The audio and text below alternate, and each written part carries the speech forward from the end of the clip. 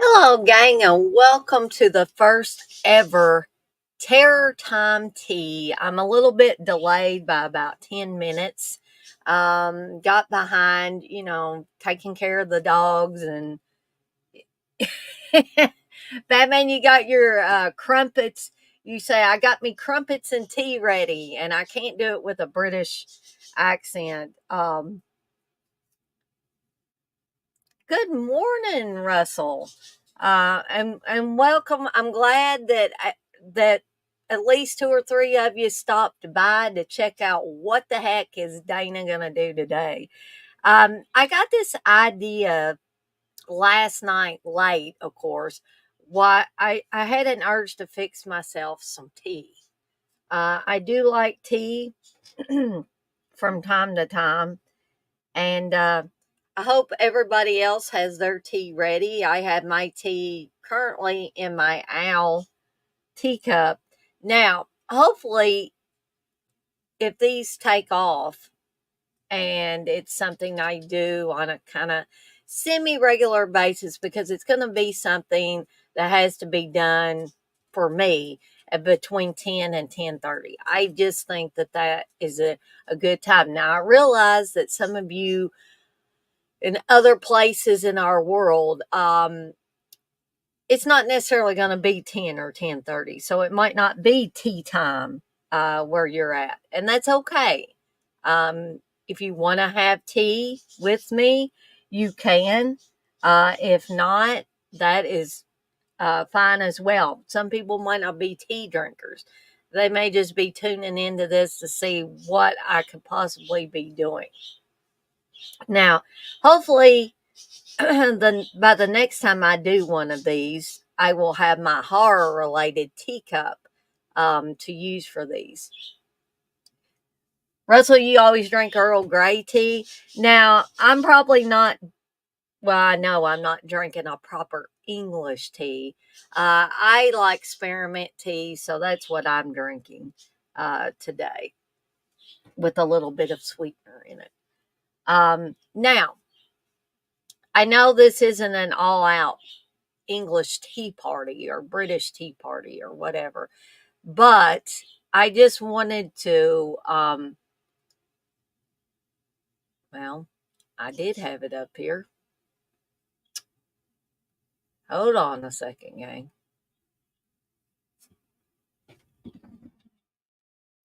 Let's bring this site back up here. I was going to give you a breakdown on some things about English tea. Um, this was taken from an article on the Fine Dining Lovers website um, in 2012. It's how to make English tea, tips and tricks for the perfect afternoon. So if you're wondering how to make English tea, okay, some might think that inviting a friend or two over for tea might require less effort than a dinner invitation. But in Great Britain or the UK or England, whatever you want to call it, this isn't always the case. There are a series of ironclad rules that surround this ritual, which many consider to be more social than culinary. It seems that the ritual of the English afternoon tea began with the Duchess of Bedford. She first started the custom of having an afternoon snack brought to her room along with a steaming pot of tea in order to break up the long wait between noontime lunch and evening's dinner. Which brings us to the matter of timing. Only when served between the hours of 3:30 and 5 p.m., which I'm out of the norm for this, I know that. That is a proper afternoon tea. Otherwise, it's called high tea. So I guess what I'm doing today is high tea. And resembles more of a real meal with warm dishes served alongside the beverage. During the 1880s, tea became a fashionable social event, and society ladies would change into long gowns, gloves, and hats for the occasion. So, if you still don't know how to make English tea, let's take a look at the rules for perfect English tea. Okay, so here's the top do's. and I won't do this every time. This is just for the debut episode of this. So make sure you have all your necessary items. That means your napkins, a teapot, cups, saucers, a serving tray with at least 2 levels on which to have your sweet and savory snacks. The napkins should be smaller than usual, should be open fully, and spread out on the lap when the tea is served. You need to heat the water. The teapot should always be warmed, rinsing it out with hot water, which ensures that the porcelain, often called china, as that's where the porcelain first originated, doesn't undergo a shock when the boiling water is poured into it, which may lead to cracking. Then you add your tea leaves. And I'll leave y'all to read this. Like I said, this is finedininglovers.com, and there's an article on there about English tea. Milk or lemon. Most British people take tea with milk, which is a habit that originated from the fact that a drop of cold milk in the teacup prevented the dark boiling tea from cracking or staining the porcelain. With today's cups, you can safely pour the milk in afterwards. Sugar should be present in cubes or crystals, white and dark, and you should also provide honey or sweeteners. Now, I don't have my little snacks to go along with this week's tea time or terror time tea. But I hope to have them in the future. So tea should be served with both savory and sweet snacks. There should be sandwiches, scones, pastries, and cakes served in this order. Savory finger sandwiches with various fillings, neutral, scones, crumpets, buns, sweet cakes, biscuits, and pastries. It's fundamental to serve each item in bite-sized portions, as tea should be consumed without cutlery. Okay? So I'm not going to read all of this, just kind of giving you some of the, a few of the do's. If you want to read the rest of that, you can at your leisure. Russell says, Dana, yes, high tea. So according to Russell, I have it right there.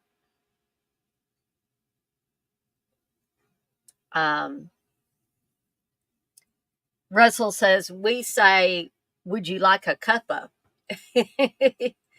Yeah, maybe I need to incorporate that into these streams. Batman, you say you just seen the perfect tumbler for me? What's it got on it? And more importantly, where can I get it? Right. So I am sorry, but my allergies are. Hopefully, this tea will help. My allergies are causing my throat to be a little bit scratchy. I think everybody's having allergy and sinus trouble. I feel good, but I've just got a scratchy throat. That's right, Russell. You say, remember, I was British raised. Our late adopted parents were from Manchester. So, something else I wanted to do in case you guys and gals hadn't seen this already is the little commercial I made for the Terror Time tea. And so let's take a gander at this, shall we? Come into the parlor, dearies. It's terror time tea with Evil Dead Chick. Hard with your knees to make your cup run over.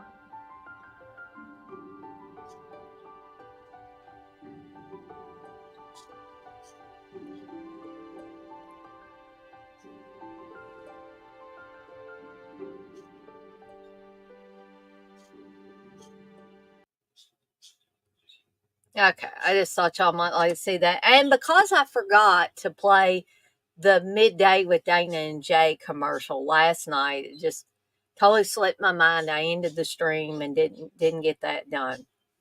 I will try to remember to show that at the end of this stream. Now, Again, I'm not planning on these being very long streams. I will be covering a couple of films, doing reviews on them, giving the Deadites, we're putting the Deadites rating scale to good use. And also, what I want to do with this is try to cover more obscure films, more obscure horror films, or just plain old films that people think are bad. Now, if y'all noticed Uncle Bill's comment early on, it's 7:54 a.m. Uncle Bill was starting early. He said, "Good God Almighty, what a shit fest." And it may very well be, but I want to do this. I want to try it out. I want to lay it on you guys and see what you think of this segment. All right. So, in case you didn't read in the title what we were, or didn't notice what I was going to be covering today, I'm going to be covering the Last Slumber Party, which this just came out on Blu-ray from Vinegar Syndrome. Actually, it came out from the AGFA, the American Genre uh, Film Archive, which I believe is a partner label of Vinegar Syndrome. Uncle Bill's like, no. Yeah, it's true, Uncle Bill. I That movie's cursed. Did you get yours in yet, by the way, Uncle Bill? And more importantly, did you watch it? Um, the second movie I'm going to be talking about today is Terror at TenKiller. These two movies were actually bundled on a DVD that I still have. I should have got it out and showed it to you. But that's what we're going to be talking about today. I'm going to be giving my review, my complete review on them, and also my rating. You say that movie's cursed, and you say, yeah, I just watched it. Oh, come on, Uncle Bill, it ain't that bad. And so, without further ado, we're just going to get into this, okay? So,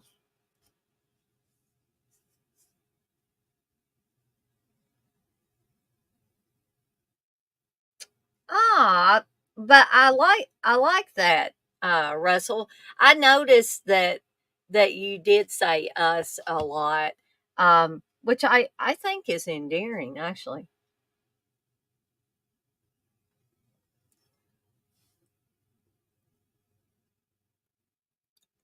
I do like the movie. I like both of these movies. Why would I be talking about them if I didn't like them, Uncle Bill?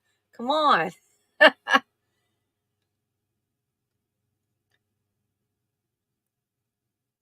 Um, Batman says those movies may be shit, but the cover art is beautiful. Uncle Bill, you said those two movies together open the seventh gate to hell. Well, we'll open the gates to hell then. I'm enjoying my tea and I'm trying to drink it before it gets cold, too. So let's get into the last number party, shall we? Um, okay. First of all, I'm not trying to open a can of worms here, but Dana, the Evil Dead chick, is willing to admit when she's wrong, and I'm not going to open that a massive can of worms that happened on one of the Dead Pit fan commentaries. And so here is me graciously admitting I was wrong. I admitted that night that I was wrong, but I will, for the benefit of you guys and gals in here, I will admit it again. I was under the impression for the longest time that this film was filmed in Oklahoma. It you know, several people that worked on those Oklahoma, primarily shot on video films, Blood Lake, The Ripper with Tom Savini, all of those, plus some, more established, filmed the traditional way and not a shot on video way like Offerings. Those were filmed in Oklahoma. So I always bundled this one together with those because I guess I had read somewhere initially that this was filmed in Oklahoma, and also because of the association with people that had worked on those other Oklahoma films. So my bad. Um, it was not filmed in Oklahoma. It was filmed in New Orleans, filmed down in Louisiana. So there, for anybody that said Dana never admits she's wrong, Dana can admit she's wrong. But I just don't like people being jerks. Um, Batman, you say to err is human, to forgive is divine. That is exactly right. So, what do we got here after I corrected my mistake? So, on their last day of high school, Linda, Tracy, and Chris celebrate by having a slumber party at Linda's house. And so a couple of the boys drop by and they're drinking beer and other alcoholic drinks. And as it lists on the back here, I love how the AGFA does their plot synopsis for these movies. It says, just good, clean, fun-loving kids. But the girls have another visitor, one that they don't yet know about. Hiding in the house is a homicidal maniac who has just escaped from a mental hospital. I know. That's been done 1,000 gazillion times.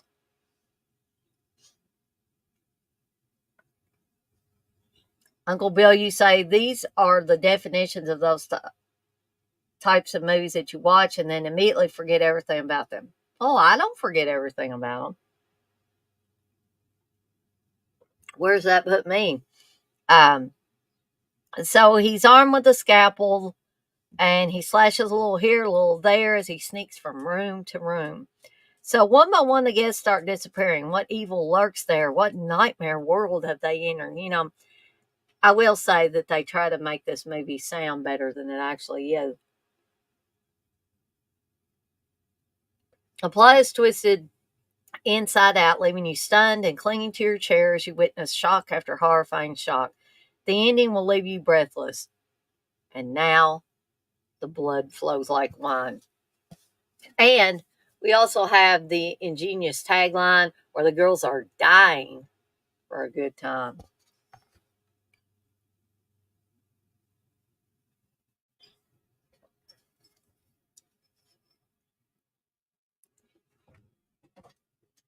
Oh, I guess I hadn't heard about that, Russell. The cargo ship that hit the bridge and made it collapse in Baltimore.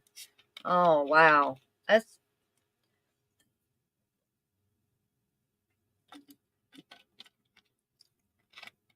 a good question, Dana. You say Uncle Bill. I don't remember what question I asked, but anyway, at this point. So, upon rewatching this movie, I enjoyed it once again. And I will say, though, I did watch it last night with the commentary with the star, Jan Jensen, who plays Chris, one of the girls in the movie, and Steven Tyler. And no, not that Steven Tyler, not Aerosmith Steven Tyler, and the director, Steven Tyler, and also a cast and crew member, Neil Alexander. So they all do the commentary for this film. And that's how I was watching it last night. And I learned a lot about this film. And some people might say, well, why did you need to learn more about this thing? Because I was just curious. And I think I got a better insight of what the director was trying to do with this film. It's not a complicated film in any way, shape, or form. It's about girls having a slumber party and people start getting killed off. However, And some people may find this really confusing and migraine inducing and, hard to follow and all of that, is these dreamlike sequences where you're not sure what's reality, what's a dream, where does the dream end and the reality begin and all that stuff. And I don't know for a fact, but I would be willing to bet that the director did that on purpose to because you reach a certain point in this movie where you feel like you are in a dream or you feel like you're on drugs or something. And I think that really works to the movie's advantage. Um, is it a great film? No, no, no, no, no, it's not. But like I always say, is it a fun film? Yes. An emphatic yes, I can give to this film. I don't care what anybody says. It's a bad horror movie, but it's a fun horror movie. So for me personally, that evens things out, right? Um, and some of you may be thinking, no, no, no, Dana, it doesn't even things out, but it does for me. Yeah, the film still looks a little rough, if I may talk about the quality here. It still looks a little rough. You do get the notation at the beginning that there were some parts of the negative that were cut or lost, and so they had to go back to a 16 millimeter faded work print to obtain those. The rest was a restoration from the original 16 millimeter camera negative, which probably wasn't that great anyway. So you definitely have some film damage to this, and so it's not going to look as pristine as some films that we have seen on either Blu-ray or 4K. So, special features on this. As I said, you get a commentary with the director, Steven Tyler, star Jan Jensen, and cast and crew member Neil Alexander. There's Q&A from 2016 with Jan Jensen at the Alamo Draft House. There's outtakes. No audio on the outtakes, which, happens from time to time. You get the original home video trailer. There's a photo gallery, and you get preservation of the VH version from the 1-inch tape master, which I have yet to check out, but I'm kind of curious to check that out. Yes, Uncle Bill, you're saying my name. Are you going to tell me how bad this movie is? Hey, man, you bought it, didn't you? Like, let's ask Uncle Bill why he bought this movie. I know why I bought this movie. I bought this movie because I enjoy watching it. You're off work today? Cool. I've been off this whole week. Nah, nah, nah, nah, nah, nah. You want to come on here? All right. I'll be glad to have a guest on here, Uncle Bill. Hold on a sec.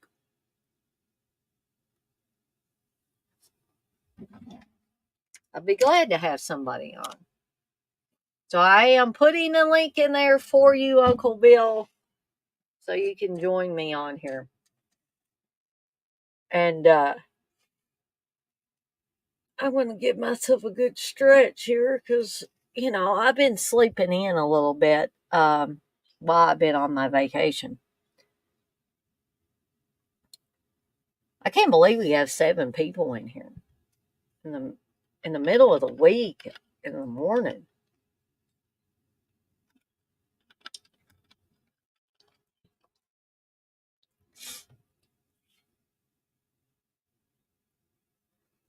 I'm going to change that layout for a sec. Hopefully I'll see Uncle Bill backstage here momentarily, so I can add him. What else can I say about Last Slumber Party before Uncle Bill gets on here? I don't know. I guess I could ask everybody what they thought of the little commercial that I made for this and the intro. If you were in here to see the intro, uh,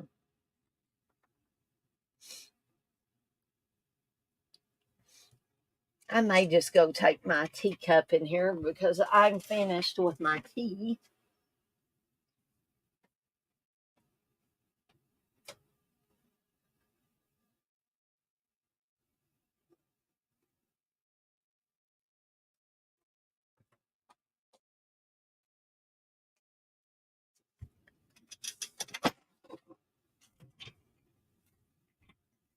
So I hope you're coming on soon, Uncle Bill. I don't want to, stall this too long.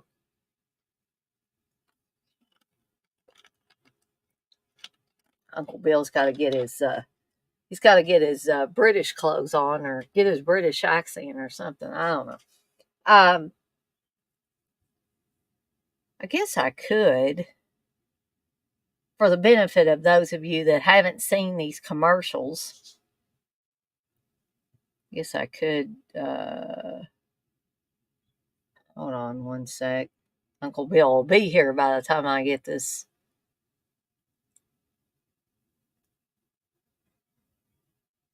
Can't think here. Last commercials. All right. Slow ahead. Okay. Probably don't need to hear that just yet, right?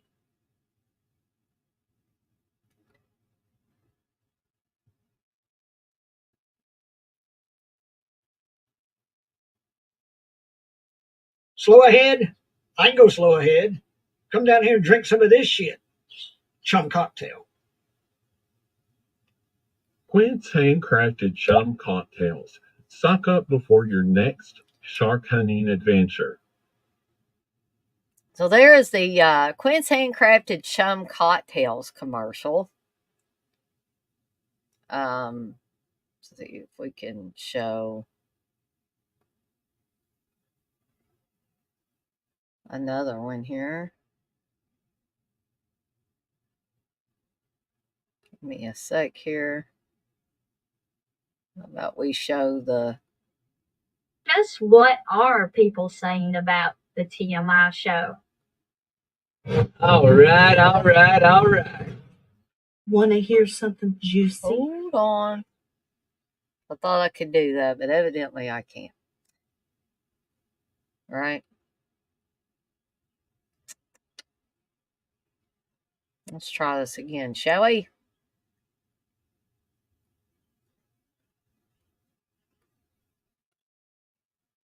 Just what are people saying about the TMI show? All right. Want to hear something juicy? Something spicy? Then tune in to TMI with Dana and Jay, where things get wild. You may giggle. You may blush, but you won't regret it. I haven't been the same since I watched TMI 1 with Dana and Jay. It's just, I can't do it. It was so cool. And I hear that there's a TMI 2. Y'all need to stay tuned out and watch some stuff with Dana. All right? Evil Dead Chick's got it going on. The TMI show was about exposing myself. It was about stripping myself bare. It was about giving till it hurts.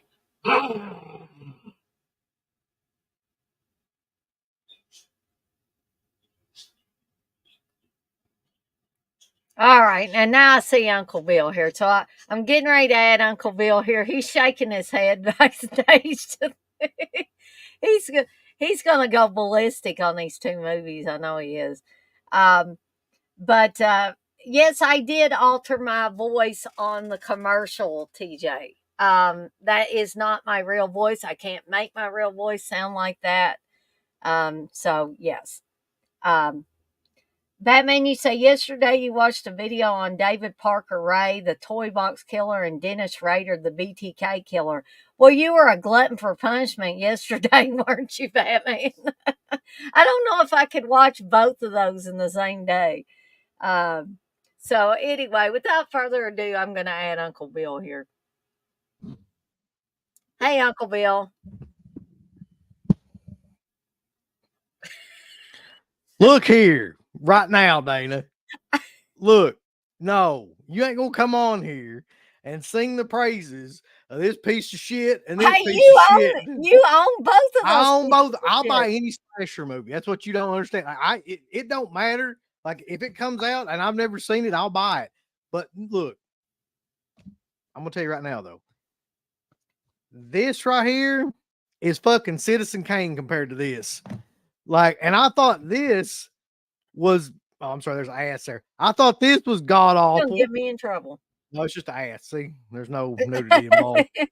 I thought this was awful until I watched this, and I was like, "Dear God, like this is seriously the best. This is like an A plus compared to this." Dana, how? I just want to know, honestly. Other than the nostalgia factor, because I love slasher movies. I buy every slasher movie that comes out, like every one that I can get, from Severin or Vinegar Syndrome or Synapse, any of them. But how? Did you see these as a child or something? There has to be something to this because this movie makes absolutely no sense. The Last This one. Slumber Party, I did not see probably until I was in my 20s, Uncle Bill. I kid you not.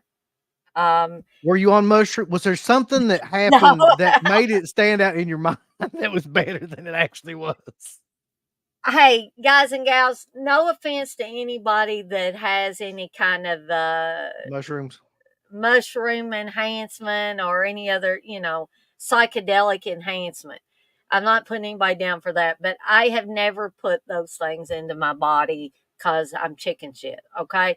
So no, I have not partaken of mushrooms at any point in time before I watched either. I was curious if there was something like some. Okay, so I watched this last night. Mm-hmm. And I'd never seen it before. And there was two reasons why I bought it, honestly. Number one, it's a slasher film, but number two, this was the movie that was the infamous one that you got into the argument with. And like, I just wanted to see what the big deal was about this fucking movie. And I'm like watching it. I don't mind movies that look bad because this one, it tells you at the beginning of it, it's like, the restored elements of this film are basically shitty. So like, we're sorry if it interferes with you liking the movie. Mm-hmm. And so that's fine and everything.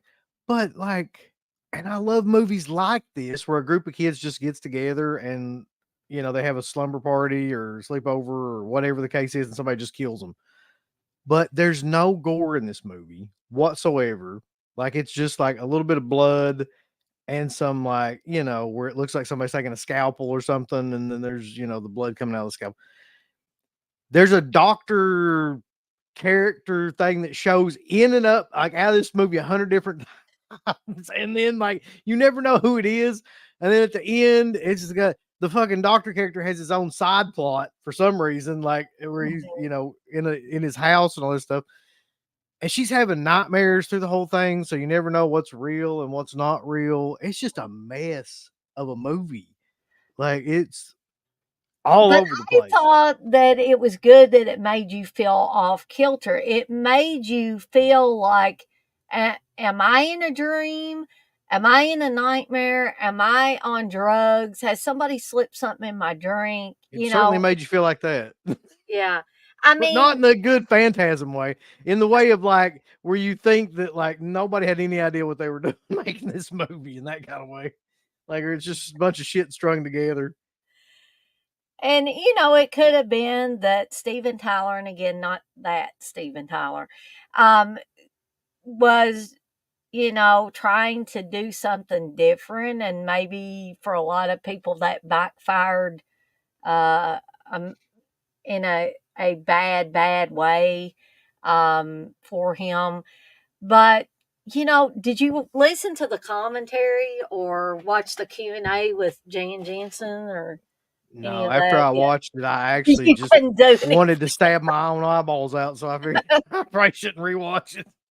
Well, I think at some point you should at least listen to the commentary because they were having a hell of a good time making it. I mean, Jan Jensen talks almost the whole commentary about how much fun she had. That it was the most fun summer she ever had in her life. And here's another thing: this movie did not get released until the late 80s, but it was actually filmed in 1981. So Oh, evidently, really? it must have gotten shelved for a certain amount of time, or That makes sense. It looks like it was made in the early 80s, like more so than that. Yeah. and something else that there were a few things that I was like, what the heck? So the Yeah. doctor in not the mental patient that's dressed as a doctor, but Dr. Sickler Yeah. in the movie, um, he was actually married in real life to the woman that played Linda, one of the three girls. And he's playing her dad in the movie, but they were married in real life. And I was like, okay, this is That's just so wrong. that is disturbing. Yeah. Yeah. Um, so I was like, I didn't even pay attention to the fact that they had the same last name, which was Whitley. But yeah, they You know talked what? about that. You know what's sad though about this movie to me is it had all kinds of potential. Like I like the look of the killer, just like a med student or a doctor or surgeon kind of like look. Yeah. It would have been so great, but th- first of all, if you're going to do a movie like that, you have to have gore. There's just no like if you have nothing else going on, there's got to be some sort of kill scenes that are, memorable. Hmm. But secondly, like, did you notice how much of the dialogue was like ADR, like overdubbed and stuff? Because like right from the beginning, I noticed it. I was Yeah, like, yeah. It's but for me, and you may think I'm stretching here, Uncle Bill, but I thought it added to that dream-like quality where you're not sure where you're at, what's going on. Is it a dream, nightmare? Is it reality? Is it? And here's something else. I want to see your thought or hear your thoughts on this. Okay, so there's this character named Science who's in the high school with them. yeah, And he and dresses like a doctor. He's sitting there carving around on a skeleton in the classroom when we first see him. Okay, so he seems kind of weird, but fairly normal. mhm. And then all of a sudden, and spoiler alert in case you haven't seen this, about I'd say a quarter of the way through the film, you see him kill somebody in the movie. And I'm like, this was one part where I was like, what the hell? What are we doing here? That was one point where I said that because I still don't understand that. And I don't even think they explain that in the commentary. I don't Maybe they understand. don't have There's it. several parts about this movie I don't understand. Like maybe it was part of the dream, maybe it was part of reality. I don't know. Like I mean, Could you have don't been. ever really know, based on like what goes on in the movie. Um, And I don't. two, I was kind of disturbed by how many of the people that were in this movie are now dead. Oh, Because really? I didn't know that. the director kept talking about. So first of all, the teacher in the classroom, that was a real teacher. Jim Taylor, I think his name was, That seems and right. He seems like a real teacher. Yeah. and he actually shows up twice in the movie. If you've got a sharp eye, because he shows up in the classroom. And then when the two nurses are coming out of the hospital and the brunette nurse gets in a car with Jim. She calls him Jim. She says, "Hey, there's Jim." That's the damn teacher coming to pick the nurse up after work. And Steve picked that out like when we were doing a commentary for it way back when. And Steve said, "That's the teacher." I was like, "Is it? Oh, heck yeah, it is the teacher." But he's dead. The blonde nurse is dead. the other nurse that was walking out with the one that gets in the car with the teacher. And Dr. Sickler, that guy's dead too. So I was like, holy God. cow, like all these people are dead and gone. Told you these movies are cursed, Dana. You don't listen to me. It killed them. Yeah, the shittiness of this movie killed everybody. Listen, Oh man. I tell you something I was amazed about. By the way, this may be the number one contender now in my mind for the worst film that has the best slipcover. Like that slipcover makes it look like this is going to be something fucking just amazing. But Yeah, anyway, that is amazing. But what I was going to say is like I was amazed this film had extras. Like I didn't think it would, but it's well, got this like is a the lot of first time extras. it's ever had extras other than a trailer, maybe.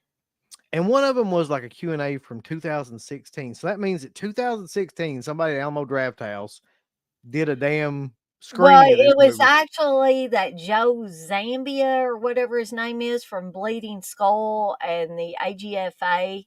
Oh, yeah, that makes sense. Then. Him and his partner get all the, like, they were the ones that were instrumental in bringing Blood Lake to disc. It's not on Blu-ray, but it's on DVD and I have it. So you can thank or blame those people. I mean, even though I'll just say this, even though I hate these movies, I just don't think they're any count. I won't say I hate them. I just don't think they're very good or well made. They still like harken back to an era that I wish was still around, where like independent people, could make movies like this and get them out there, and like you could actually watch them on a mainstream level, which is crazy because you'll never be able to do that again. But like, I Yeah. still respect that part of this. I just I think some of them are just, convoluted mess. But I mean, like I said, Dana, if you're comparing these two movies, then this right here, this is where you need to be. Like, You heard it from Uncle Bill. I'm just saying between these two movies. That's all I'm saying. Oh, I'm not laughing at the movie. I'm just laughing because Uncle Bill makes me laugh. And I knew it'd be I'm glad you're off today so you could be on here with me for this debut Yeah, episode. it's weird because I saw these two and I was like, I just watched these, and like my unbridled kind of distaste for them, I feel like I have to be on this. Yeah, well, I'm glad that you were able to, and we're gonna get to, unless Uncle Bill has anything else to say about the Last Slumber Party. No, I feel like the less said about that, the better, really. So I'm gonna give my rating on it, and Uncle Bill's head's gonna explode like on scanners here in a sec. Because I'm not gonna give it a 5, but I am gonna give it a 4. Just like Sorry, I was drinking coffee. purely on entertainment value, because I would have to agree this is not a great piece of cinema. This isn't even a great piece of slasher cinema. But there's something I find infinitely entertaining about this movie that keeps me coming back to it and cause me to shell out the money I did for this movie. It's a lot, too.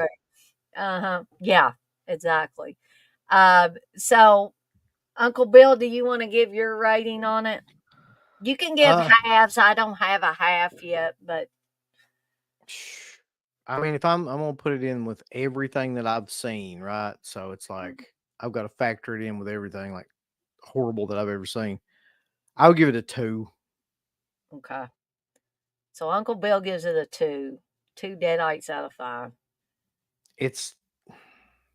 I'm surprised he didn't give it a 1 or try to give it a half or something. It's just incoherent. Like, I don't know how to explain it. Like, you're trying to watch it and you're really trying to get into it because it has the basic kind of structure of like a Halloween or something like that, but it's just so slow and incoherent. And it's only, let's see, it's only like 72 minutes. 72 minutes. You feel like you're watching it for like 2 hours though, because it's just like girls walking through the house and like talking to each other and then checking things and then having nightmares. And I'd say maybe 5 minutes is dedicated total to like any kind of carnage. horror element. Yeah, happening in it.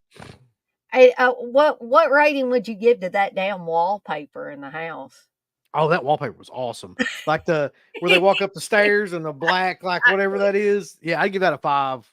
That wallpaper a 5. So Uncle Bill gives that wallpaper in the house a 5.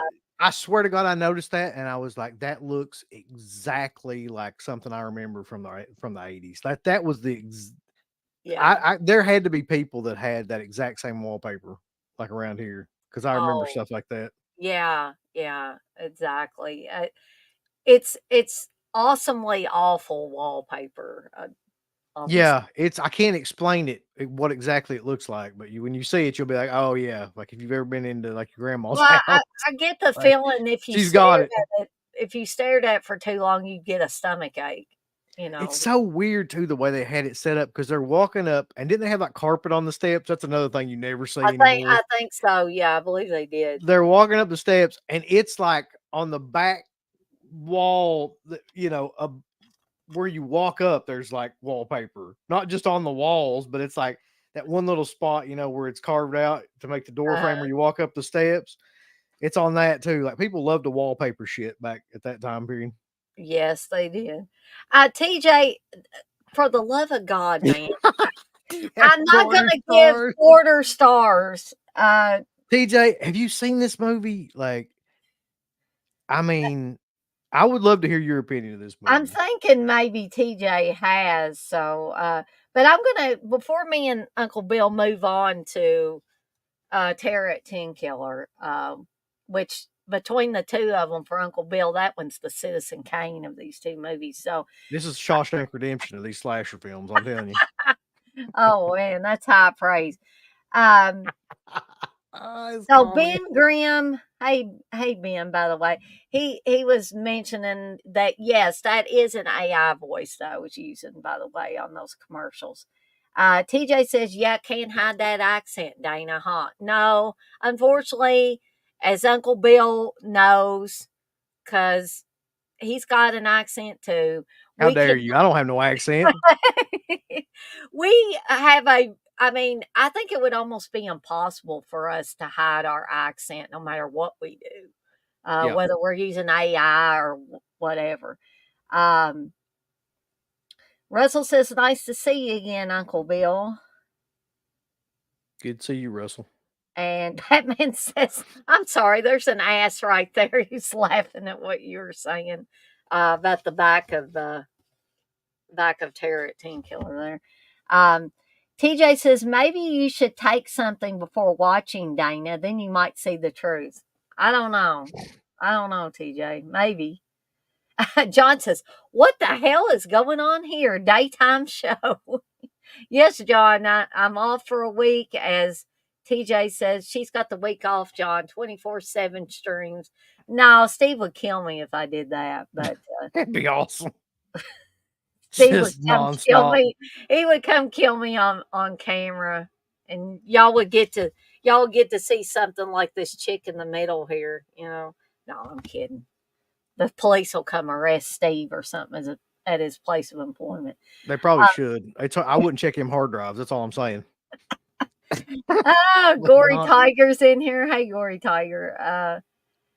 John, I believe so, and we're going to get to that here in just a second. John says, so did the girl get a boob job mid-movie in Terror at TenKiller? I think it's pretty obvious. Yeah, it's not a secret, I don't think. Let's see. Russell says, have you heard of Project Metal Beast and in the U.S. Project Metal Beast DNA Overlord 1995 with Kane Hodder? I have heard of it, but I can't say that I've watched it. But I've never heard of it. He says, yeah, Russell, been decades since I had Project Metal Beast, and it was awesome. TJ said, the Last Slumber Party, bored out of my mind. So there's TJ's quick and dirty review of Last Slumber Party, which brings us to, we'll just segue right into Terror at TenKiller, which Uncle Bill has already said is the best of these two movies. Dana, don't quote me like that. Like, I'm just saying that if you had a gun to my head and were like, you have to pick the best of these two movies, like, I would have to pick this one. And that's like, this is another contender for the best cover Oh, of yeah. a just flat out awful film. Go ahead, Dana. Like, give us the All right. plot. Well, here, for the benefit of Jay, in case he's watching this, so he won't say, tear up that damn slipcover. Okay. We do have a different bunch of cover art. So do you like this cover art, or do you think this is lousy, Uncle Bill? I remember that cover art is the weird Yeah. thing about it. And I actually like that. And I think there's another movie that looks very similar to that too. I'm not Mhm. sure if it's like doesn't Hunter's Blood look like that? There's another movie I think it may. that's almost identical to that. Which, if you look closely at this, at the guy's face there in the background, it looks nothing like. It does look like a hunter or something. Somebody. It looks like my dad when he's come out of the woods from deer hunting or something. You know Yeah. what I mean? It's just like it doesn't look anything like the actual killer in the movie. So, yeah, this movie is so bad. Actually, both of these movies are so bad that Riff Tracks did a commentary on both of these. I could see it. And I laughed until I cried, especially with Terror at TenKiller.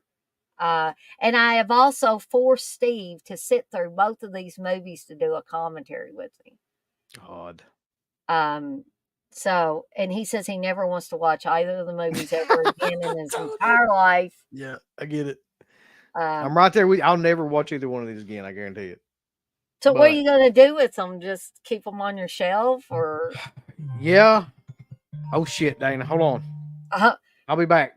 Uncle Bill's being summoned. So, while he's away, I'm going to go ahead and get started talking about Terror at TenKiller, and hopefully Uncle Bill will be able to return. So, we have a couple of college students, Jana and Leslie.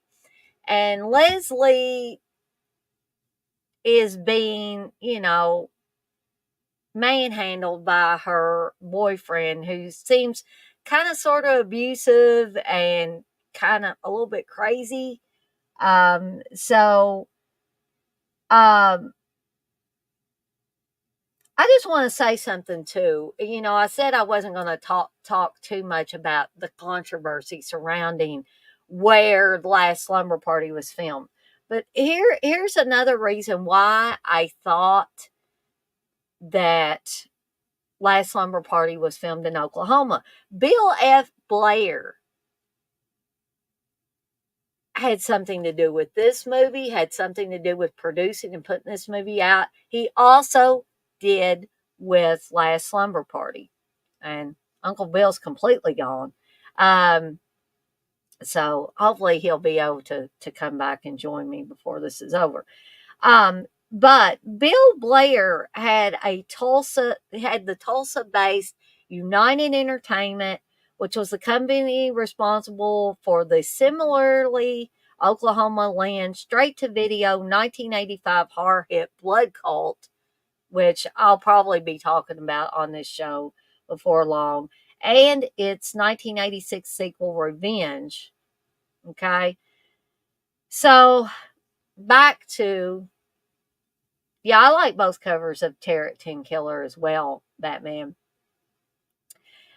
So when college student Leslie decides she needs a break from her controlling and or abusive boyfriend, her roommate Jana has the perfect suggestion that both of them go to her family's remote cabin on the edge of Lake TenKiller. And the vacation starts off as many vacations should, and is very calm and soothing, right? But then they're disturbed when they begin receiving menacing calls, and the calls are kind of disturbing, like saying, I'm going to get you, and stuff like that. And also answering machine messages. And then there are other things like strange, watchful figures sitting out on the lake and the ominous sound of a harmonica playing in the dead of night. Because there is a vicious killer at large and working their way through the local population, can these two girls prevent themselves from being next on the chopping block? Okay. So let's talk about a few things here, shall we? The fact that Jana looks like she's in her mid-30s or maybe closer to 40, and she's supposed to be in college. Let's talk about that. Okay? And also, let's talk about the fact that she does seemingly receive or get a boob job about a quarter of the way into the film. So maybe she must have taken her money that she got and from this movie and got herself a boob job. Her hair also seems to change lengths throughout the movie. It's longer sometimes and shorter sometimes. Also, this movie does nothing to hide the fact of who the killer is, because midway through the movie, if you hadn't already figured out that Tor's a weirdo anyway, we figure out that he's the killer of the women in this town, okay? Or mostly women. He does kill another guy because he tries to interfere with what Tor is doing.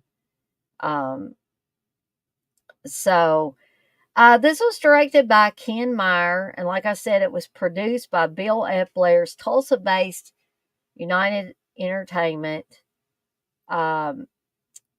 It does have that dreamlike quality that you see in Last Slumber Party as well. It's a 1986, referred to as a 1986 slicer-dicer, dripping with regional slasher ambiance from its every frame. I would agree with that. This is a 4K of this. Now, while Last Slumber Party is on Blu-ray, Terror at TenKiller is on 4K. And so it looks pretty good. To me, it looks better in quality than the Last Slumber Party does. But the Last Slumber Party, they don't try to lie to you and tell you this is going to look pristine. They warn you at the beginning of the film, right? So even though the acting is atrocious in this, there's not a whole lot of gore in this one either. I must admit, there's a little bit of slashing going on. But this thing does have bukus of extras on it. As far as, a movie of this caliber, I guess I should say. So we get the 88-minute feature presentation of Terror at TenKiller, presented in HDR and newly restored from its 16mm original camera negative. You also get a brand new commentary track with actor and editor Kevin Meyer and actor Mike Wiles, who played the killer in the film. He played Tor. Also included is a Blu-ray disc containing everything that the UHD disc does, plus the following special features. You get 2 weeks of Terror, the making of Terror at TenKiller, a brand new making of documentary featuring interviews with the cast and crew, introduction with Kevin Meyer and Mike Wiles, behind the scenes footage with optional commentary track by Kevin Meyer and Mike Wiles, multiple original trailers, Divided We Fall, a short film from 1982, co-written and co-directed by Kevin Meyer and narrated by Terror at TenKiller director Ken Meyer, with introduction and optional commentary track by Kevin Meyer and actor Mike Wiles.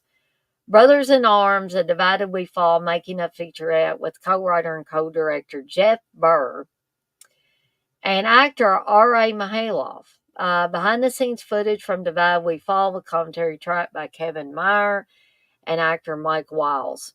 And there's also an extensive image gallery for Divided We Fall and reversible cover art, which the other cover art, of course, is this cover art right here. So I may have to get off of here without having Uncle Bill back on, because maybe Uncle Bill had I hope he didn't have an emergency, but he may have had an emergency that he had to take care of, because I'm not seeing him come back. And he just took himself out of the stream, but then he went away completely. So I'm thinking there might be a little more going on there than just having to take a phone call.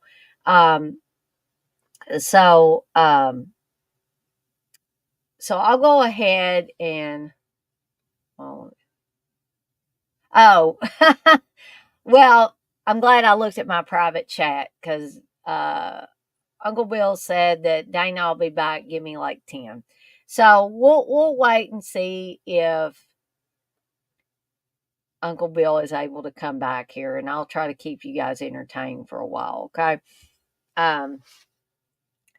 So I'll go ahead and give y'all my rating for Terror at TenKiller, which, again, I'm not going to give it a 5, but I am going to give it a 4, because, like Last Slumber Party, I find it infinitely entertaining, even in its badness. And, there's just something, and I think Uncle Bill said it best when he was talking about how things are comforting to you. And Uncle Bill's back. I'm getting ready to add him back here.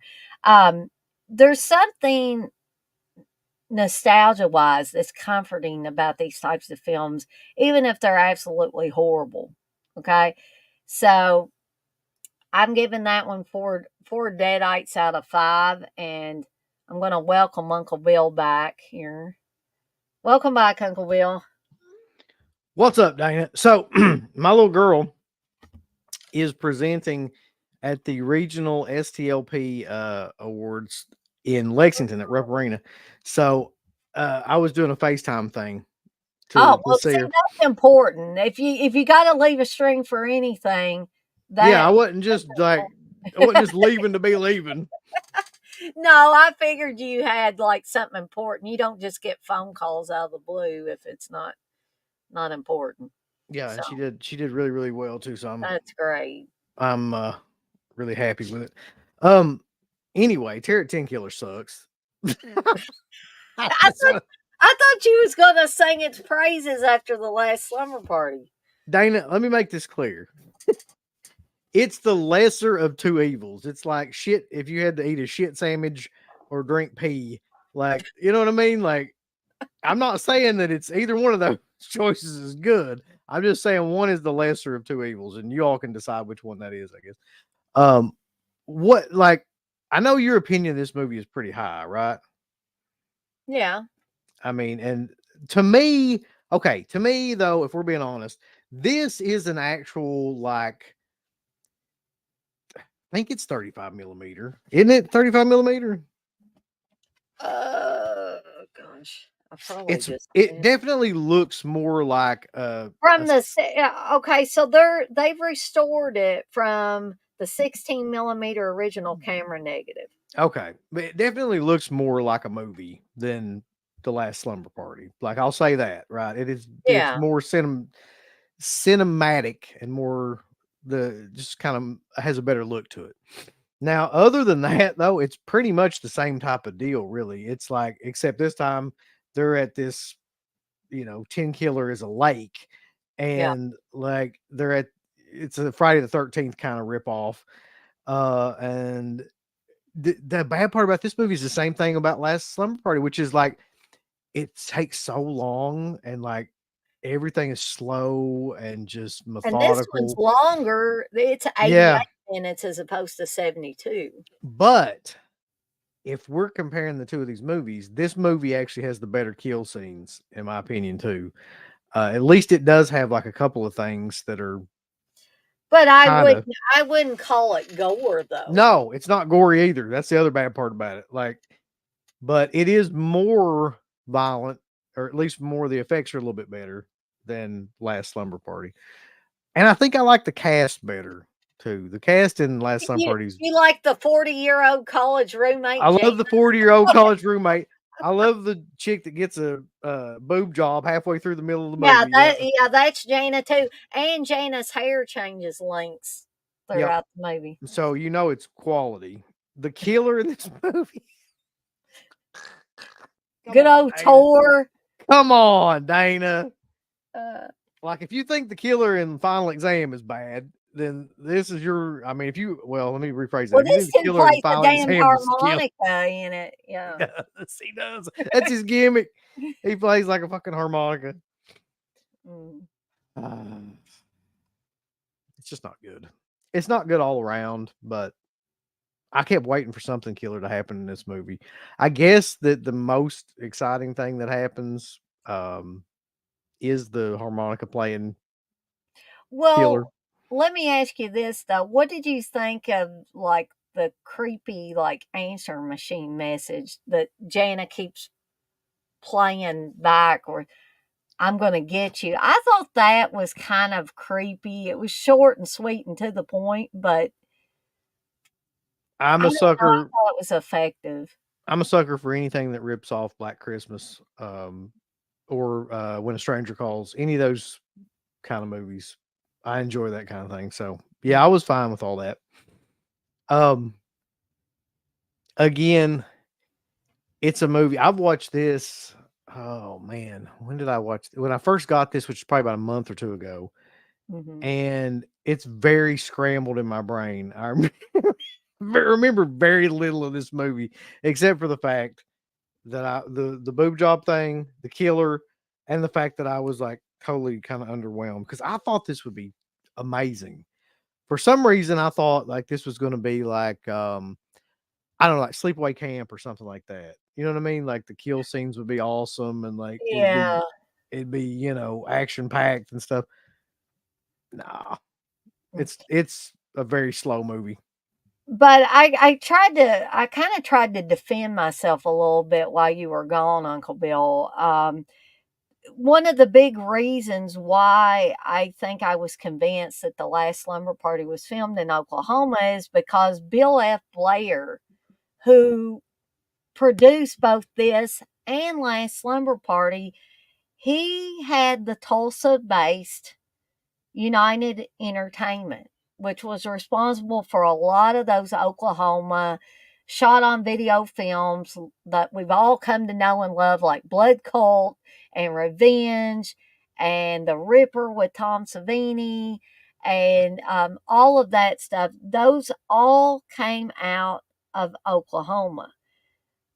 So sue me for thinking that the Last Slumber Party that was produced by the same damn company, Bill F. Blair, that I mistakenly thought that was Oklahoma based too. But I get that. That'd be an easy mistake to make, right?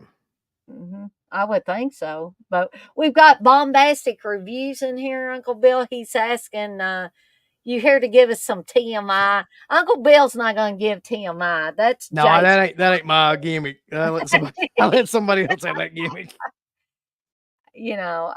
I've told Uncle Bill and CK that they could come on sometime and do some tame TMI if they wanted to, but nobody has to do. And I'm not making fun of Jay, but nobody has to do Jay level TMI. People. I've come on here and talking about drunken escapades that I've been on. One of which CK is lovingly put on the Patreon, that damn champagne and bullets fan commentary that I got wasted on and paid for the next 3 days. That might have been one of the best commentaries we ever did, and we made like $100 on that shit I too. could have died. Hey, I didn't see a dime of that, and I was the one that was suffering for the next 3 days. Well, that's Wes. You ain't gonna see a dime of none of that money, and I don't either. I'm just yanking this chain. I ain't mad over it. So TJ wants to know, he's asking me, he says, you give movies you legit like a 4. So how do you give movies you tolerate a 4? Give movies it's a fair point. Well, because I tend to, the majority of movies, I'll say the majority of movies, I will find something to like in all of them. So I can give the most awful movies a 4, and in some cases a 5. Yeah, I guess it just depends on like what your taste is, really, right? Like there's a whole bunch of different types of awful movies, and some of them I like, and some of them I don't like. And then I would probably give Blood Diner, I would give a 5 to. I don't think that's everybody's cup of tea or anything. Yeah, I love Blood Diner, and Blood Diner. Speaking of that movie, Uncle Bill. Yeah. Blood Diner was one that I saw in the video stores a lot. I remember that box cover art. Why? Oh, I do too. The first time I watched that movie was with my dad, because he rented it, and like it was VHS days, and he was like, "You've got to see this movie. It's insane." And that's just how it was, at that time. And he laughed his ass off through that entire movie.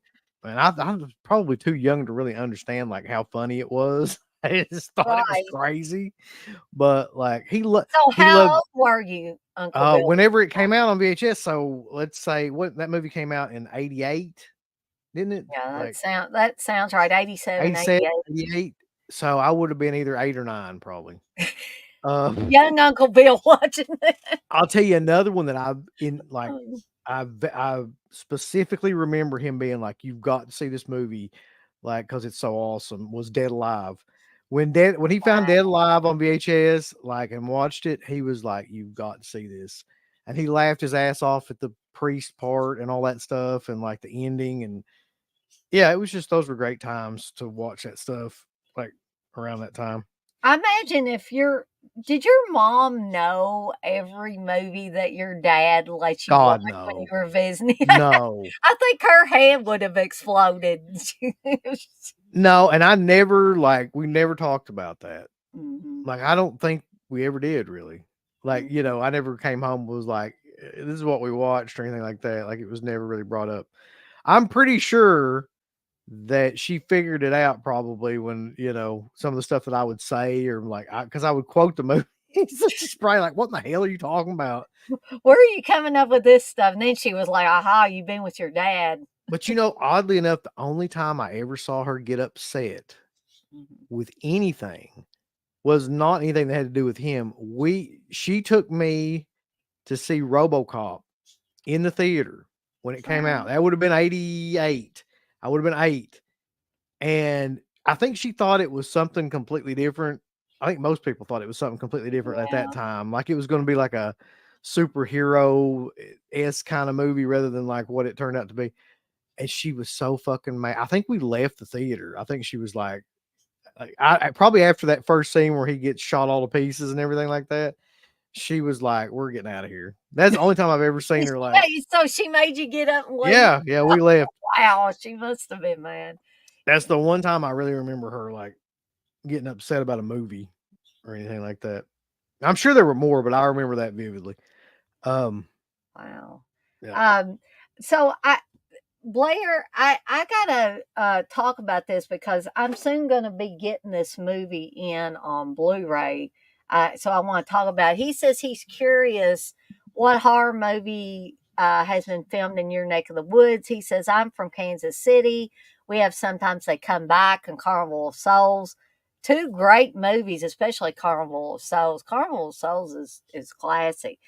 But I have to bring up good old Haunted Wing because that was filmed in Bowling Green, Kentucky. It Warren was, County. And some parts of it were actually filmed I can't talk, filmed on the Western Kentucky campus. And not a lot has changed on the Western campus, evidently, because my sister in law works there in the administrative offices. And so every year around Halloween, inevitably, I'll watch Haunted Wing. And so I'll send her screenshots from like the campus shots where they were handing out the flyers and stuff for the haunted house and things like that. And she says, "Oh yeah, there's the office where I work." And I'm like, "Wow, this was filmed like I believe late 80s and didn't come out until early in the 90s." And she can still pick out the actual building where she works at. So that's really cool. But it was filmed in and around Bowling Green. There's an actual Corvette used, and a lot of people will remember that the Corvette factory is in good old Bowling Green. And they were not able to get a Corvette from the Corvette factory. They was like, no, no, no, no. You film people are not using this Corvette from our factory. But somebody lent it to them. Somebody that lived in Bowling Green lent it to them. And all they asked is it came back to them in the same shape that they lent it. And so evidently they took pretty good care of it. But that movie, I did not know. I found that movie in the rental stores when I was a kid. And I didn't know it was filmed in Bowling Green and in areas around Bowling Green at that time.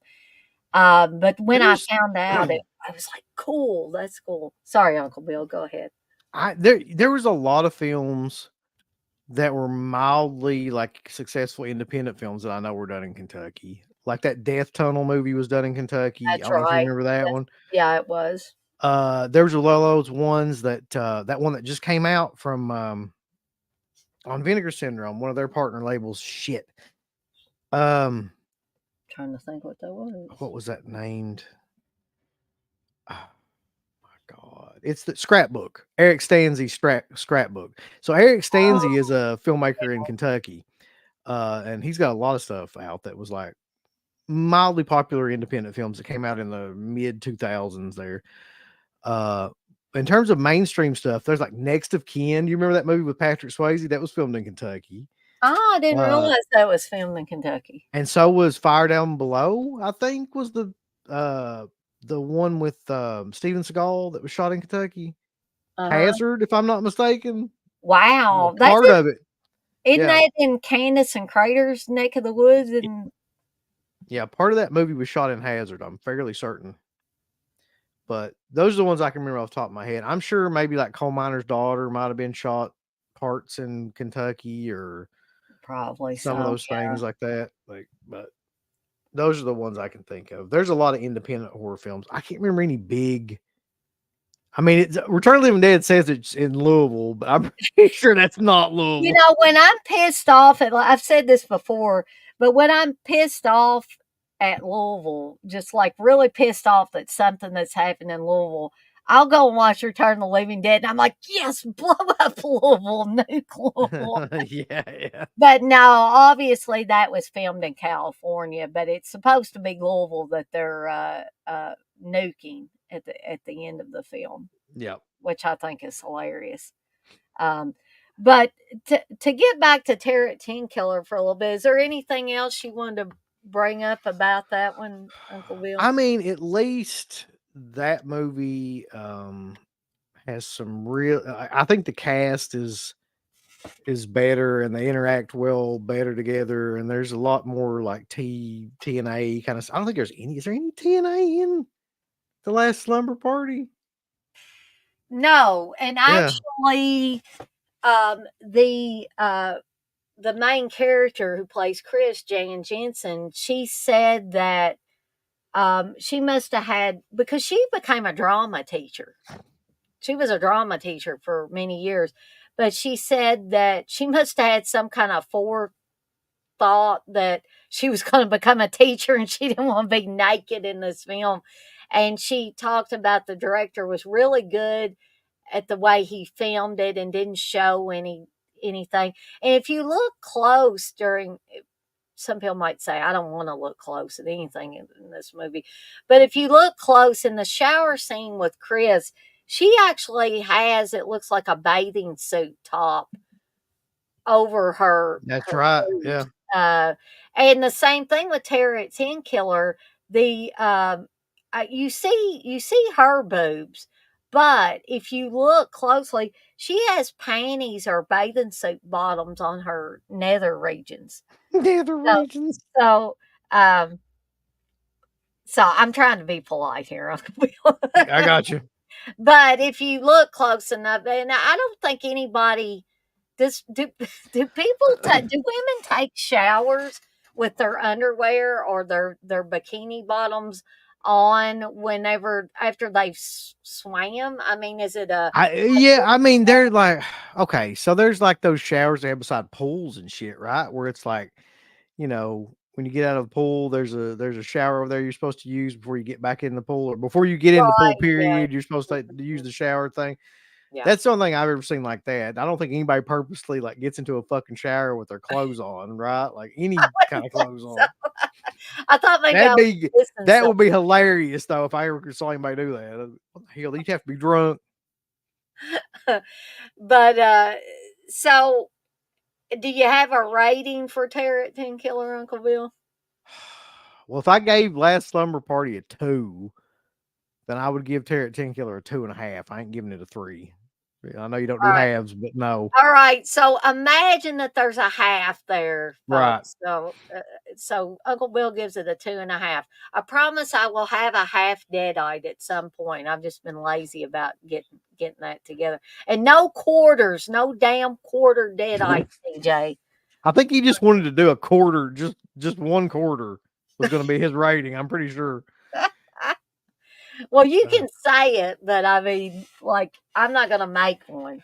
TJ says 99% shot in LA for Return of the Living Dead. I'd be willing to bet on that. And TJ's advertising for you guys again, Uncle Bill. He says, tune in Friday to Dead Pit for the Dead Pit 1989 commentary. So, well, and then tune in Sunday because that's when we're doing the Scream Factory Year 7. Oh, that's right. Yeah.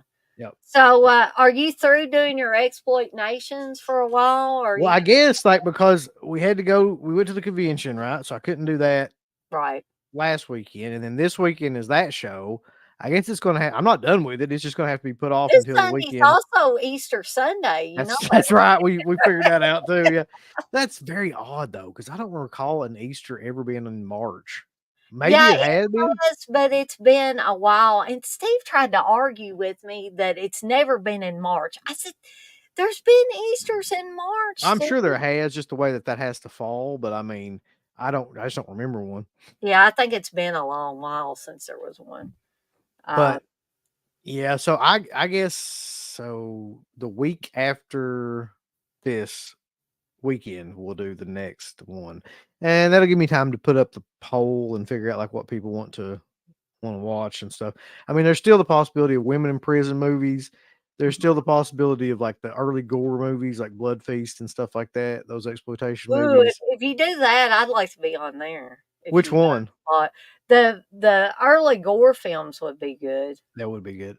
And there's a lot of other possibilities. Exploitation we've never done. Oh yeah, those are great too.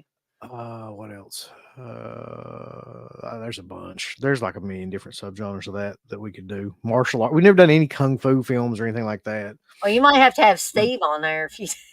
Yeah, I was thinking about that actually because I got that big Bruce Lee set in the Golden Harvest set, and then I got got that one. Yeah, I got the Shaw Brothers stuff. Yeah, because y'all could talk about the Bruce Lee clones.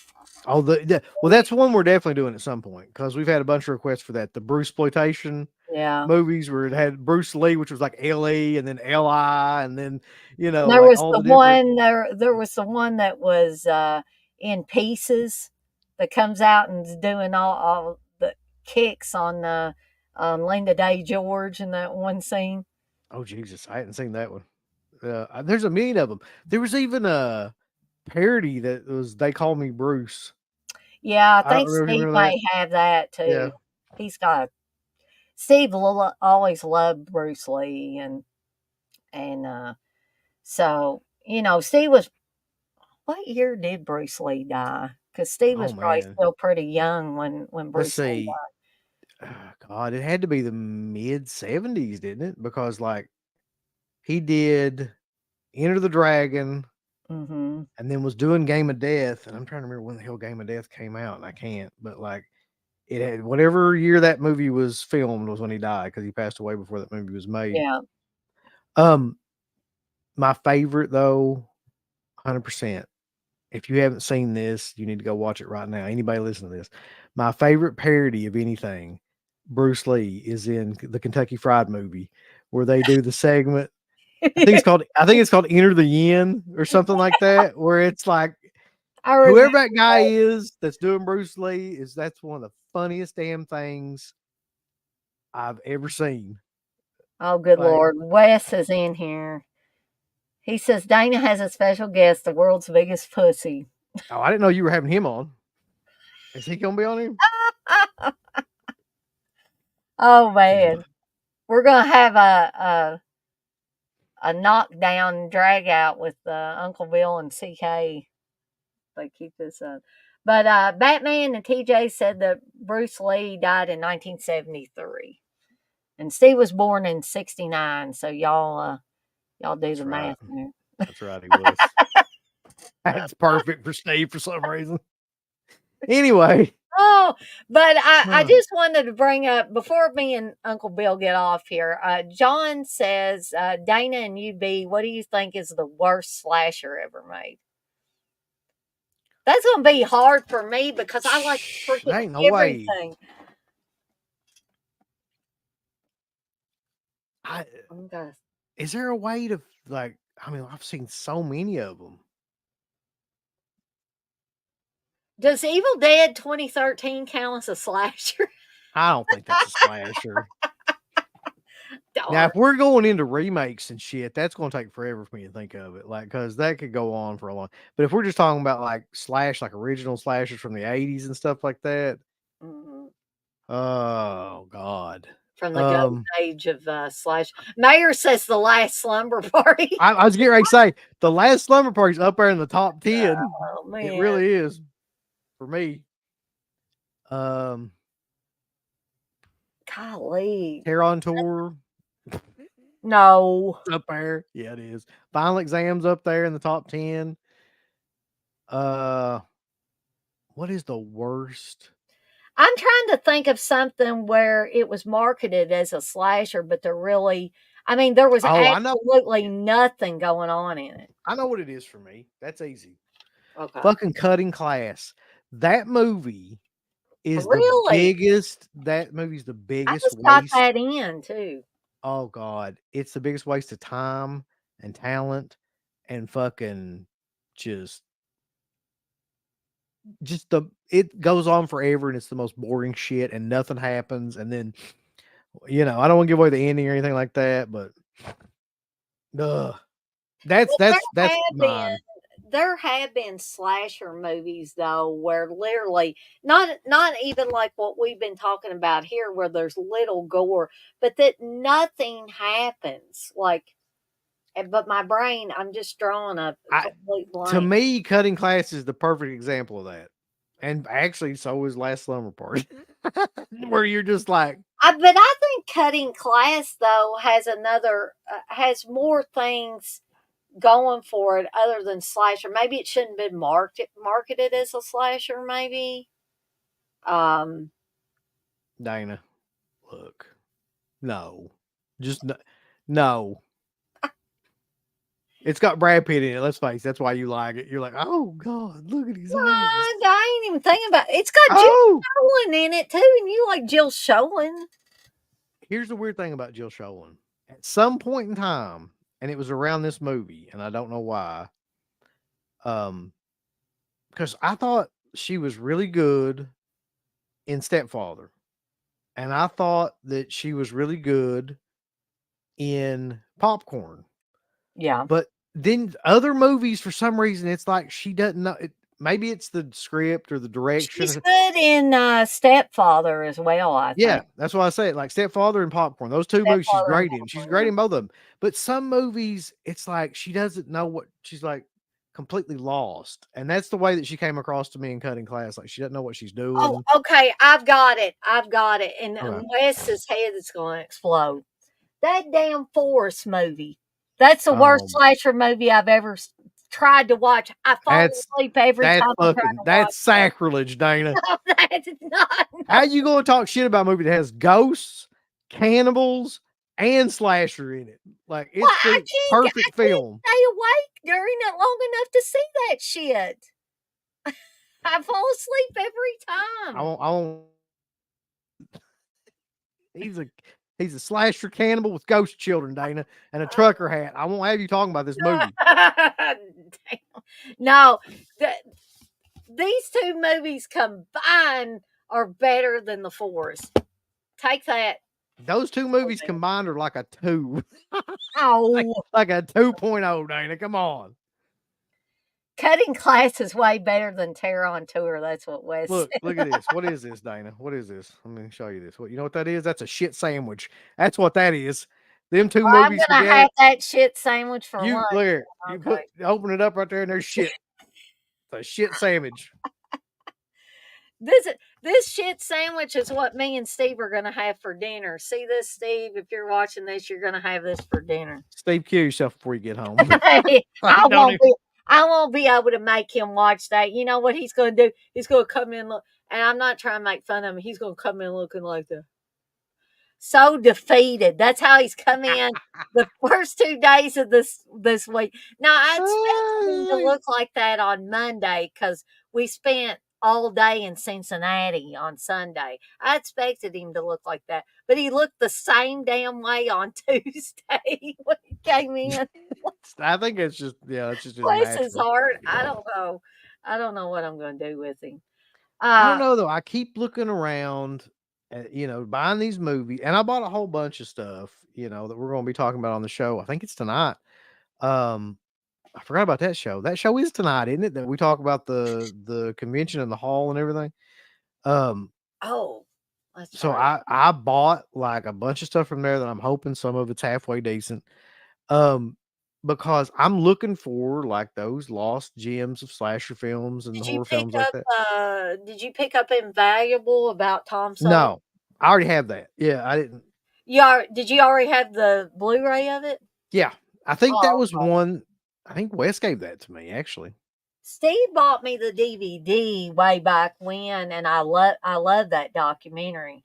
And then he bought me the Blu-ray, and we were standing at the Synapse table, and we were looking at stuff, and the guy that I don't recognize the guy, but I'm assuming he was Synapse staff, but he saw me looking at it, and he was like, "If you are an Evil Dead fan, you gotta have this." And I was like, "Well, I got the DVD, but I was sitting there trying to think if I wanted to spend $30 on the Blu-ray or not." That's what I was thinking in my head. And all of a sudden, Steve brings out money out of his wallet and says, "We'll take it." I'm like, I bet you never saw that coming, Danny. You were like, "What?" It knocked me over with a feather. I was like, right. Steve opens up his wallet and a bat flies out of it, dust and shit. No, I mean, I'm not talking that bad about him. I'm just saying I did not expect him to, because he knew that I took money out of my bank account, and he took some money out of his bank account too, so we would have cash on us. But I just didn't expect it, but he did. He got it for me. I still got to watch it on Blu-ray. But the point is, to me though, is that I buy all these movies trying to find like stuff that gives me the same. Like when I got Don't Open Till Christmas, that was a movie where I was like, this is one I've never seen that's fucking amazing. I love that movie. I think it's a really highly underrated slasher film. I'm constantly looking for stuff like that where it's like stuff that I've just never heard of that turns out to be like that. And you rarely find those. A lot of times you find a whole mess of shit, but you don't find, you don't find that diamond. That to me, I've told you my ratio. My Vinegar Syndrome ratio is 1 to 6. For every like 6 movies you buy from them, one of them will be halfway worth of shit, and then 6 of them will That's be that's probably true. That turds. ratio sounds Yeah, right. but I just keep buying them like an idiot. Oh my gosh, this is never gonna die, is it? Mayor says Steve opens up his wallet and bends over for Sam Raimi. Hell has truly frozen. Listen to me, Dana. I just want to say this real quick. Hey, That is the fun. I guarantee he didn't do that intentionally, but that is the funniest no, he goddamn didn't do it photo. intentionally. That's what I keep telling everybody. Here's the thing: anybody that's never had or never done a photo op, and Uncle Bill and Ugh. CK have both done photo ops. You guys know it takes a few seconds. Like you have few seconds of time, maybe half a second to actually get in position for this Yeah, picture. it's crazy like how they run you through that stuff. Because Yeah. they have so many Especially now. people that are wanting to get these photo ops. So this was my first photo op ever. And so I just had time to shake all their hands. And then Ted was like, okay, let's put the pretty lady in the middle. I like that he called me a pretty lady, even though he probably told that to 1,000 women that weekend. But so I got in position. I wasn't even really looking at how Steve was. And I just put my hand on Steve's shoulder and then they took the picture. We went around, got the picture and all that. Okay, can you explain something to me about that picture though? Okay, I'll try. What was it that possessed Steve to bend down in like almost like a quarterback position in front of Sam Raimi? I'm just curious. He could, because I'm looking at that. I'm looking at that picture. I'm like, he had plenty of room just to stand over, like, and it would have been in the picture next to him, next to Sam Raimi, on the other side of Sam Raimi. What prompted that? What he told me was he said he was there in standing upright in the picture, and then he got worried that he'd be blocking me. And he said because he knew this picture was so important to me, at the last second he just went down like that. Hence the position he's in. And honestly, I didn't even, even when we got the picture, when we picked up the picture, we were laughing because Sam was going, and Ted was being casual Ted, and that I'm gonna be honest with you. That picture is 10 times better than if you just did a standard picture, Dana. I mean, honest to God, like if you just had a regular picture where Steve was standing over like his arm around him, it would not be nearly as great as that. That is epic. Fuck, it just looks amazing. But the thing I felt bad for poor Steve is because, and I'm not blaming CK, even though he was the one that got this started on Facebook when I put the picture on there, and then everybody else kind of piggybacked off of that comment. So CK, I'm not mad at you at all, but I didn't even notice it until, Wes made that comment. And then come on, Dana. I noticed it immediately when I saw that picture. I was like, I wasn't, I was just looking at the overall picture and I was like, that's funny. Candace told me she didn't even really notice how, funny that seemed until people started pointing it out, and Steve, bless his heart, he took it all in good stride. I can't really tell if it's bothering him or not. He says it's not bothering him. why would it bother him? I mean, it's like I said, like if you're going to take a picture like that, man, you're going to pay $100 and some or whatever it was. Well, it took everything I had to get him to even be in the picture. I said, Steve, we're getting more for our money if you get in this picture with me. But the last thing you want when you're doing something like that, right, is for it to be just something that looks like it's in your high school fucking annual or something. Yeah, you don't want something, and you definitely don't want something that looks like that shit that happened at that 90s con where there's like boxes and stuff between you or something. What you want is something memorable, and that's about as memorable a picture as it gets, Dane. I would turn that into a fucking shirt. I'd sell it. I mean, that is Well, as good. could I get away with that being as there are, there's Sam, Ted, and Ivan in that? I mean, I think so. I mean, they're what? They're like public figures, right? Like you can't copyright a person per se. You can copyright a persona, but I don't think you can copyright a person. I may be wrong about that, but I don't think so. Anyway, like, I thought it was great. I wouldn't change anything about that picture. Like, that picture's amazing. well, that picture is in a frame right now. I put it in a picture frame I had around here. As soon as I got home, I put it in the picture frame, and I'm gonna have Steve. He's got some shelves that he needs to put up for me here at my desk, and I was like, "Can you please put those shelves up this weekend so I can put that picture back here?" And I'm gonna move my Funko Pops over from my desk to the shelf because he doesn't want, where it's at now? It's in the living room. And he said, "That's not going to stay in here, is it?" I said, "No, dear, it's not going to stay in here." I just think about it and it's great. It makes me laugh. It makes me happy. Well, that's Looking at it though, like, I mean, I don't know the thought. I get the thought process behind it now that you explain it to me, but I don't know why he just didn't move over to the other side of Sam Raimi, and because he had plenty of room to be in that picture. But I guess he just wasn't thinking. He was thinking, "I'll just get down like this." get down, yeah, and then it's perfect. Oh my God, you couldn't have taken a more perfect. If you had tried to set that up, it couldn't be more perfect. So My only regret about that picture is that I didn't have any props. I have that Condarian dagger that's with that one set I've got. I could have had you could have given that to him, to Raimi, and he could have like acted like he was stabbing Steve in the butt. Anything stabbing. I don't know if he would have done that, but I'll bet he would have. He's pretty like game for anything. I mean, they're fun guys. I mean, Ivan was a little reserved, but I don't think Ivan has ever done any of these things. I don't remember ever seeing him. I think this was new for him. So he was I think he was flabbergasted by this whole thing. Ted takes it all in stride. Sam takes it all in stride.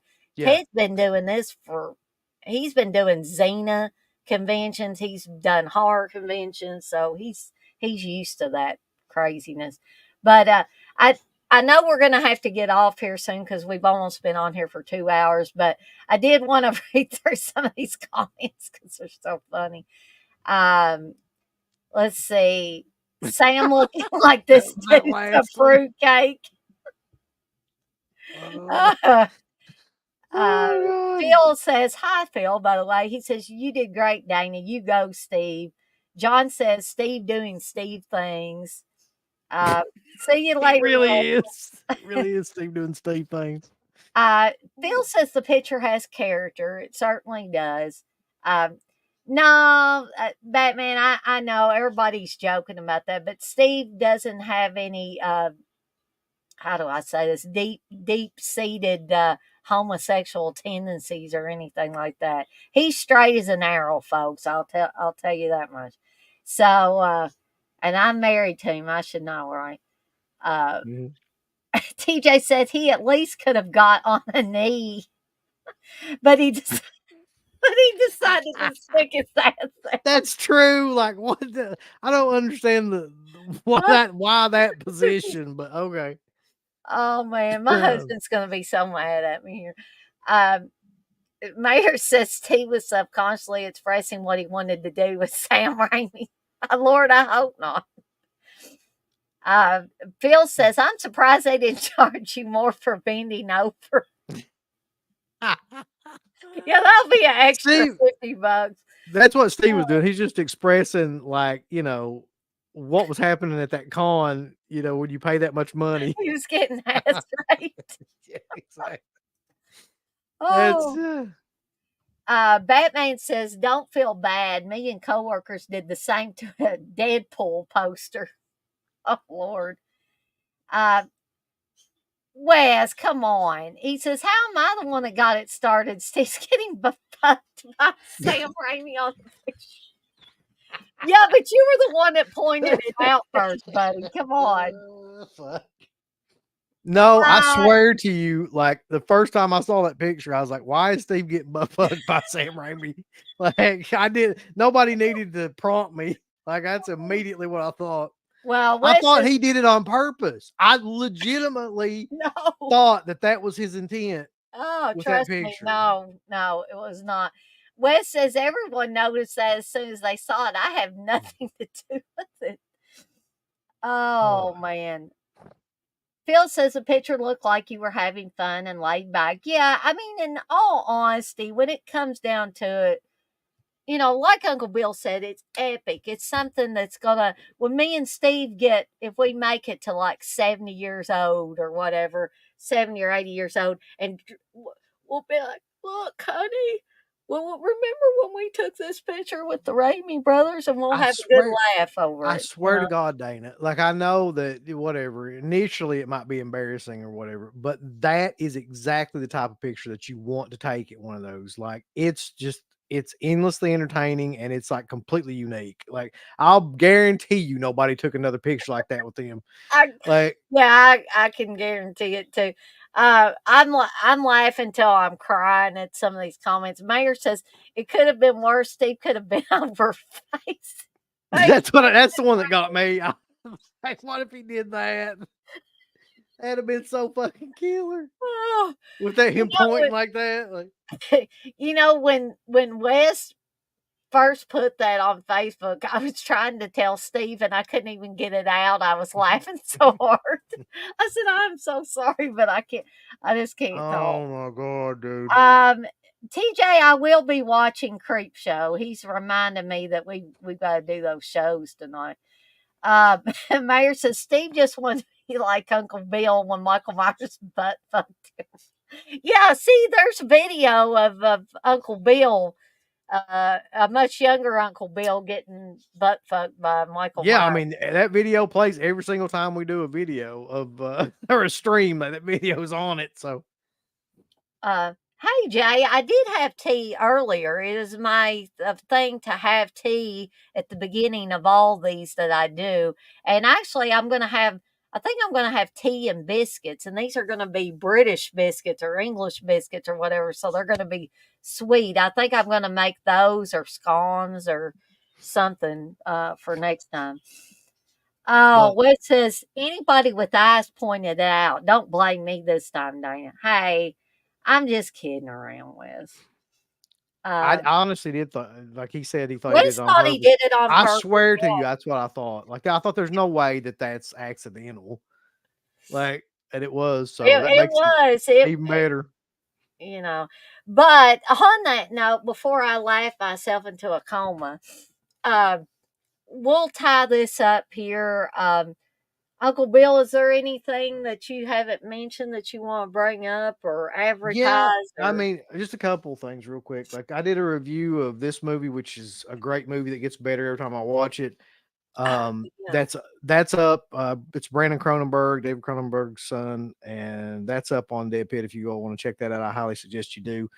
We've got a show tonight at 10. We've got a show. We got a lot of shows coming up. So there's the one tonight. There's the one Friday. I don't remember Friday, I think, and then there's the one Sunday, which is the Scream Factory series or season 7 shit. All right. So Niphead's got a lot of stuff coming up, it sounds like. And me, I've got the creep show talk with TJ tonight at 8:30 p.m. Thursday will be another Seductive Poison or Resurgence. I'm going to be lazy again. I'm going to be doing a triple threat review show.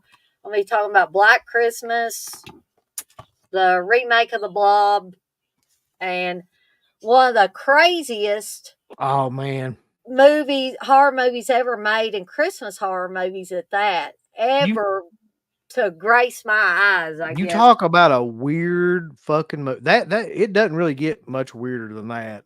Right. It was Like totally not what I was expecting from that movie. I don't think that was what anybody was expecting from a movie in No. general, but yeah. Wisconsin Samurais, that's all I'm gonna say. Wisconsin Samurais, exactly. That's Yep. perfect.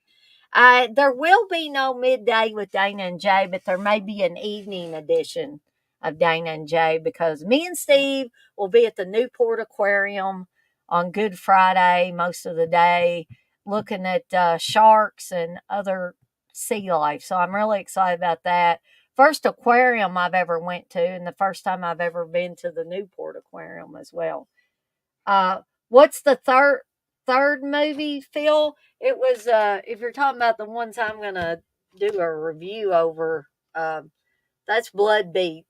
This is an experience, as Uncle Bill would say about some movies. You got to watch it. Yeah. It's got to be seen to be believed. Yeah. I don't know how you're going to explain that movie either, but good luck. But I also have no movie munchies for this week because it is Easter Sunday.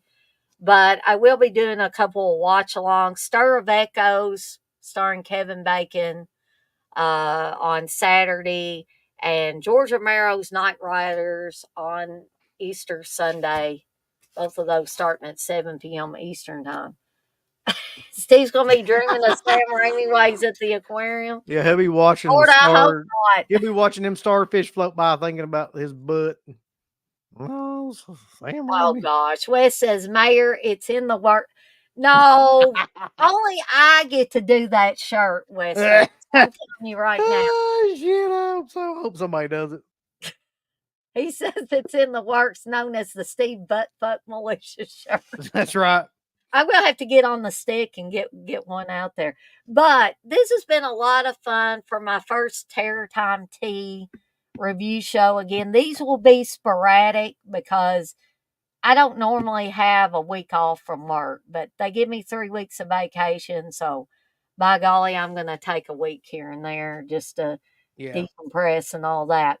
Why are you off, by the way? Did you just take a day off, Uncle Bill? Or no, our company has something called a wellness day that they like I think it's every 2 months they do, which is like just a day that they give you off. So this happened to be that day. It's always in the middle of the week too, which I don't understand, but like, yeah. I wish it was on a Friday or Monday. Yeah, I was going to say a Friday or a Monday would be great. But you guys, in your line of work, you need a wellness day, because the mental health professionals need a mental health day themselves, so I'm glad that they do give you that. But with all that being said, I guess me and Uncle Bill are going to get out of here for the day. I'm going to be working on Jay and Kathy's Booga Booga Bears. I got to show these things off too. What a name, Dana. What a name. I like the name. But I can't even say it. You can get for $50 plus $6 shipping, you can get your own Booga Booga Bear with Stop saying that. I can't. Basically any artwork. And I'm not saying Ooga Booga. I'm saying Booga Booga. Okay? Go ahead, sorry. But you can get you can get your kids these. See, Uncle Bill, you need to get all your kids one of these. God damn, I spend $200 to get all my kids in. Maybe I could give you a discount if you buy multiple ones, yeah. Multiple Booga Booga Bear. That's my whole paycheck. Yeah, this is Kathy. She's going to have the Freddy Krueger glove on there with whatever you do, don't fall asleep. And Jay's getting the Jaws artwork on his. So I'm going to be working on those, getting them packaged up and ready to send out through UPS. So buy yours now or put in your order for them so I can get to work on them and so I can line my wallet with $50 bills. No, I'm kidding. That's what she wants to do, line that wallet. But anyway, we're going to get out of here for the day, and we'll see everybody next time. I want to thank Uncle Bill for being on here with me. It's been fun. Even making fun of my poor husband, I'm going to have to make it up to him later because he probably saw this stream, I would imagine. But anyway, we're going to get out of here, and we'll see everybody next time. So goodbye, everybody.